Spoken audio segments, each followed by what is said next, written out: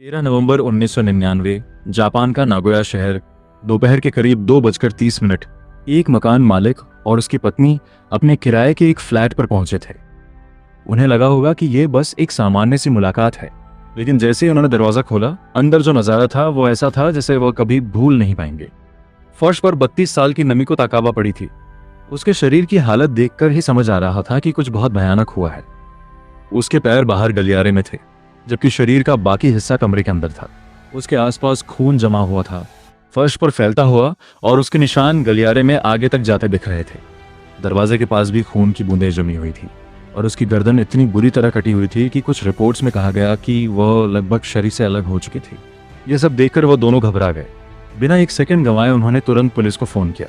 Paramedics कुछ ही देर में पहुंच गए, लेकिन तब तक बहुत देर हो चुकी थी। नमिको पहले ही मर चुकी थी।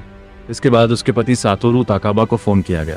उन्हें बताया गया कि उनकी पत्नी की मौत किसी मेडिकल इमरजेंसी की वजह से हुई है, लेकिन जो सच उस घर के अंदर था वो उससे कहीं ज्यादा डरावना था। इसी बीच इन्वेस्टिगेटर्स ने घर की जांच शुरू की, और तभी उन्हें एक और ऐसी चीज दिखी जिसने इस मामले को और भी ज्यादा उलझा दिया। किचन में एक छोटा बच्चा चुपचाप बैठा हुआ था। उनका 2 साल का बेटा कोहे। उसे किसी तरह की शारीरिक चोट नहीं थी, वह बिल्कुल सुरक्षित था। लेकिन उस घर के माहौल को देखते हुए यह सवाल खुद ही उठता है, उसने क्या सुना होगा। थोड़ी देर बाद सातोरू भी वहां पहुंच गए। उन्हें बाहर ही रोक लिया गया क्योंकि अंदर जांच चल रही थी। वह अब भी ये सोच रहे थे कि उनकी पत्नी की मौत किसी अचानक बीमारी की वजह से हुई है, लेकिन बाद में पैरामेडिक्स ने उन्हें अलग ले जाकर सच बताया कि उनकी पत्नी की मौत नेचुरल नहीं थी, बल्कि उनकी हत्या की गई थी। घर में जबरदस्ती घुसने के कोई साफ निशान नहीं थे, और कोई ऐसा कारण भी नहीं दिख रहा था जिससे लगे कि किसी ने ऐसा क्यों किया होगा। सातोरू ताकाबा 43 साल के एक रियल एस्टेट एजेंट थे। नमिको 32 साल की थी और घर संभालती थी, और उनका छोटा बेटा उस समय सिर्फ 2 साल का था। पड़ोसी भी उन्हें एक अच्छे परिवार के तौर पर जानते थे, शांत, अपने काम से काम रखने वाले और दूसरों से अच्छे से पेश आने वाले। और शायद यही चीज इस पूरे मामले को और भी ज्यादा डरावना बना देती है, क्योंकि कई बार सबसे खौफनाक अपराध वही होते हैं जहां बाहर से सब कुछ बिल्कुल सामान्य दिखता है, जब तक कि एक पल में सब कुछ बिखर न जाए। आज हम बात करेंगे एक ऐसे केस की जिसने इन्वेस्टिगेटर्स को 20 साल से भी ज्यादा समय तक उलझाए रखा। यह है नमिको ताकाबा मर्डर केस। 13 नवंबर 1999 की उस सुबह ताकाबा परिवार का दिन हर रोज की तरह बिल्कुल सामान्य तरीके से शुरू हुआ था। कोहे पिछली रात से ही बीमार था, इसलिए उस सुबह नमिको उसे अस्पताल ले जाने वाली थी। करीब सुबह 11 बजे वह अपने पति सातोरू को काम पर छोड़ने के बाद कोहे को जांच के लिए लेकर गईं। वहां से दोनों लगभग 11:50 पर घर वापस लौट आए। उस समय के आसपास पड़ोसियों ने बताया कि फ्लैट से टी की आवाज आ रही थी।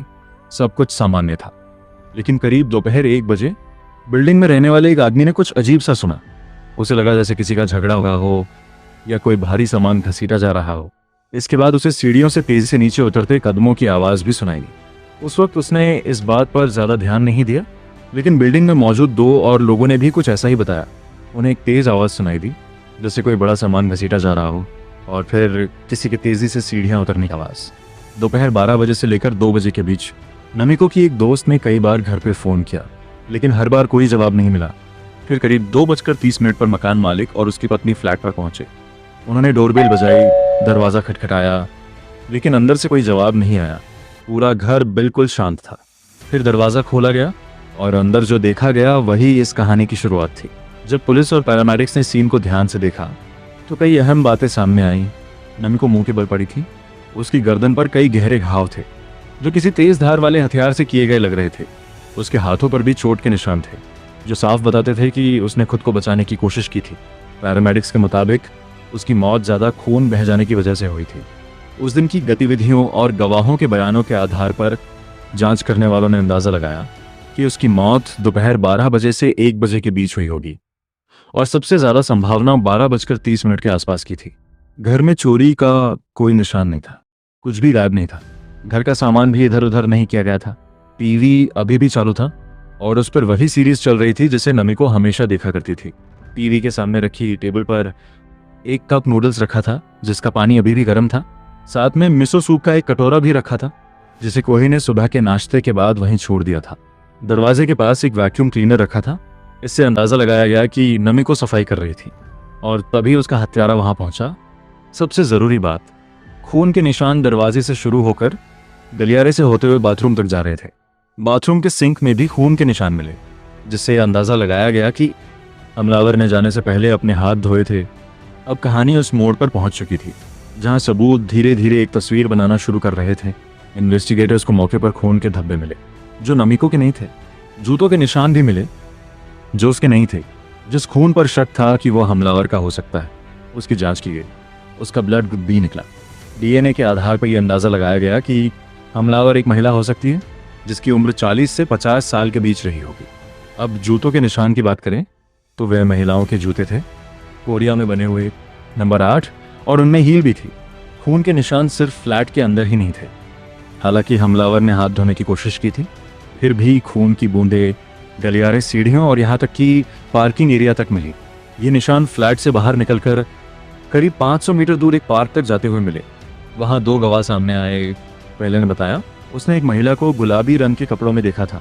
दूसरे ने कहा उसने एक महिला को काले कपड़ों में देखा जो सड़क पर खड़ी थी और अपने हाथ को पकड़े हुए थी जैसे उसे चोट लगी हो। दोनों गवाहों के बयान अलग थे, लेकिन एक बात समान थी, वह महिला घायल थी। जब पुलिस पार्क पहुंची तो वहां भी खून के निशान मिले। ऐसा लग रहा था कि वहां भी किसी ने अपने हाथ से खून साफ करने की कोशिश की थी। इसके बाद निशान आगे एक रिहायशी इलाके की ओर जाते दिखे, और सबसे अजीब बात यह थी कि दिन के उजाले में खून से सनी हुई एक महिला इतनी दूर तक चली गई, लेकिन किसी का ध्यान उस पर नहीं गया। फिर जांच के दौरान एक और चौंकाने वाला सुराग मिला। दरवाजे के हैंडल पर एक ड्रिंक का निशान मिला जो प्रोबायोटिक दूध जैसा था, याकुल्ट जैसी बोतलों में मिलने वाला, क्योंकि ताकाबा परिवार ऐसा ड्रिंक नहीं पीता था।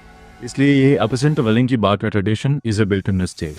बातीज़म बार्टर चेल is are of human is so. Kitchen table पर भी उसी ड्रिंक की एक आधी खाली बोतल मिली। साफ था ये बाहर से लाई गई थी। जब उसका सीरियल नंबर ट्रेस किया गया तो पता चला वो 35 किलोमीटर दूर बेची गई थी। अब एक नई थ्योरी सामने आई, शायद कातिल खुद को सेल्सवुमन बनाकर आई थी। पुलिस के पास अब सब कुछ था, डीएनए, आरी साद, डिजिटलाइज्ड प्राइस टीटो, जूतों के निशान, गवाहों के बयान और एक साफ टाइमलाइन। फिर भी कातिल नहीं मिला। कुछ गलतियां भी हुई।